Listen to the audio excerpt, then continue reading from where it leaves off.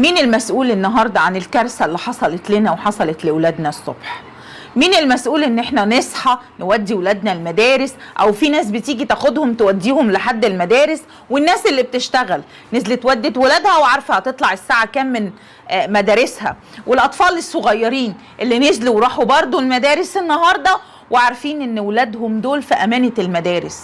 مين المسؤول لما يتلغي امتحان شامل النهارده؟ مين؟ طب ما قلتولناش ليه قبل ولادنا ما ينزلوا؟ ليه القرار ما طلعش قبل ولادنا ما ينزلوا من بيوتنا؟ ليه؟ عندنا بنات كبيرة راحت المدارس وفجأة الحقونا قالوا لنا افتحوا البيبان يلا روحوا. عندنا بنات ما بتروحش لوحدها، عندنا ولاد صغيرين ما بتروحش لوحدها، ما بنأمنش في الزمان ده ان ولادنا يمشوا لوحدهم في الشارع، نتفاجئ بأطفال صغيرين، أطفال صغيرين جدا. البيبان اتفتحت بتاعت المدارس يلا كله يروح. كله يروح ازاي يا فندم؟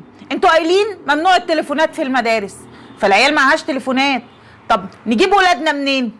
نجيب ولادنا منين واحنا لاقيين في قرار طالع مفيش الغاء الامتحانات النهارده، الغاء الدراسه النهارده؟ من فضلكم النهارده احنا تسبب لنا كوارث. لحد دلوقتي في ولاد لسه بيرجعوا، احنا لحد دلوقتي اهو الصبح الساعه دلوقتي 9:30 لسه في ولاد في المدارس او واقفين على بيبان المدارس ما روحوش بيوتهم، مش لاقيين، مش عارفين يروحوا ازاي، اهاليهم في اشغالهم. في حاجات كتير قوي النهارده حصلت، دي كوارث. ازاي في بلدنا ده يحصل؟